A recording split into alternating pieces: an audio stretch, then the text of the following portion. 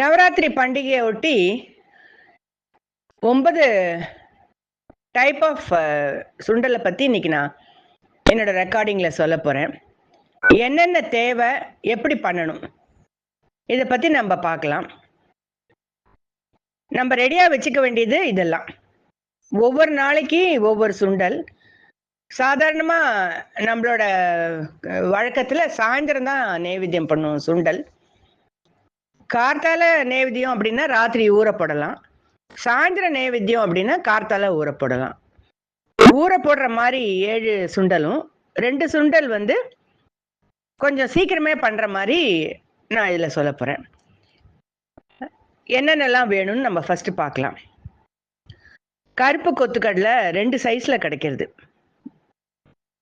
ஒரு நாளைக்கு சின்ன சைஸு கருப்பு கொத்துக்கடலை, அடுத்த நாளைக்கு பெரிய சைஸு கருப்பு கொத்துக்கடலை, அப்புறம் வெள்ளை கொத்துக்கடலை, அப்புறம் மஞ்சள் பட்டாணி, அப்புறம் நிலக்கடலை, கிரவுண்ட்நட், அப்புறம் வெள்ளை காராமணி, சிவப்பு காராமணி, இதை லோபியான்னு சொல்லுவா.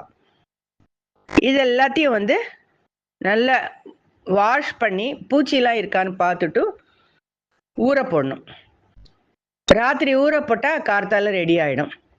சாயந்தரம் பண்ணணும் அப்படின்னா கார்த்தால ஊற போட்டுட்டு தண்ணி எல்லாத்தையும் வடிச்சுட்டு குக்கரில் அது நல்லா சாஃப்டாகிற வரைக்கும் வேக வைக்கணும். உப்பும் மஞ்சப்பொடியும் போட்டு வேக வைக்கணும்.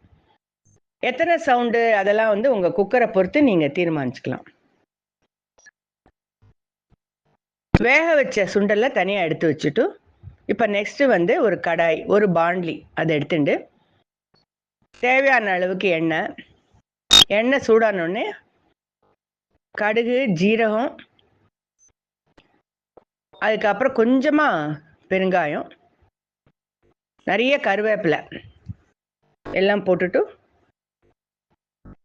பச்சை மிளகாயோ சிவப்பு மிளகாயோ உங்களுக்கு காரத்துக்கு எது வேணுமோ அது யூஸ் பண்ணிக்கலாம். எவ்வளோ காரம் வேணுமோ அதுக்கு தகுந்த மாதிரி நீங்கள் பச்சை மிளகாய் போட்டுக்கலாம் காரத்துக்காக. அப்புறம் இந்த வேக வச்ச சுண்டலை அதில் போட்டுட்டு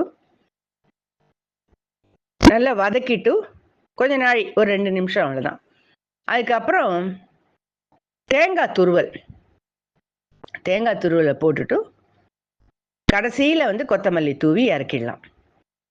இந்த மெத்தடு இந்த மேலே சொன்ன அத்தனைக்கும் ஒரே மெத்தடு தான்.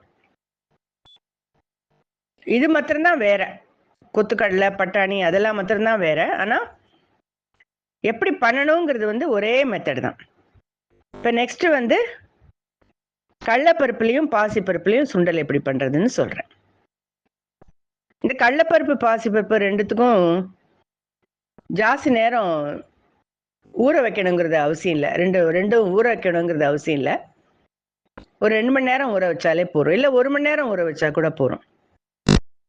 சில பேர் அதை ஓப்பனாகவே குக் பண்ணுவா, சில பேர் குக்கரில் வச்சும் குக் பண்ணுவா. எப்பவுமே குக் பண்ணும்போது ஜாஸ்தி தண்ணியோட குக் பண்ண வேண்டாம். குக் ஆனதுக்கப்புறம் அந்த தண்ணி கீழே கொட்டி அந்த சத்தெல்லாம் போயிடும். எவ்வளோ தேவையோ அப்பப்போ யூஸ் பண்ணிவிட்டு குக் ஆன உடனே வெளில எடுத்துடணும். நல்ல குக் ஆகணும், ஆனால் குழையக்கூடாது. அதுதான் இதில் ஒரு இம்பார்ட்டன்ட் டிப்பு. நல்லா வெந்ததுக்கப்புறம் எடுத்து வச்சுட்டு அப்போ மாதிரி ஒரு பாண்ட்லியில் எண்ணெய் விட்டுட்டு கடுகு, ஜீரகம், பச்சை மிளகாய், கொஞ்சமாக பெருங்காயம், அதுக்கப்புறம் கருவேப்பிலை, அப்புறம் இந்த வெந்த கடலைப்பருப்பு ஆர் பாசிப்பருப்பு நல்லா போட்டுட்டு தேங்காய் துருவில் போட்டுட்டு இறக்கி வச்சிடணும். கடைசியில் கொத்தமல்லி தூவி நைவேத்தியம் பண்ணணும். இதுதான் இந்த சுண்டலோட ரெசிபி.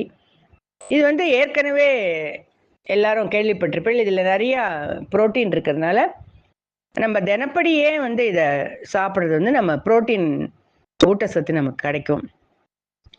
ஆனால் நம்மளோட நவராத்திரி பண்டிகையில் சுண்டலுக்குன்னு ஒரு தனியான ஒரு இடம் உண்டு. எல்லாரும் இந்த சுண்டலை பிரசாதமாக கொலு பார்க்க வரவாள் கூட இதை கொடுப்பா. அதுதான் வழக்கம். அதனால் அதை பற்றி இன்னைக்கு உங்களோட ஷேர் பண்ணினதுக்கு எனக்கு ரொம்ப சந்தோஷம். இன்னும் இது மாதிரி நல்ல ரெக்கார்டிங்ஸோடு உங்களை நான் திரும்பி சந்திக்கிறேன்.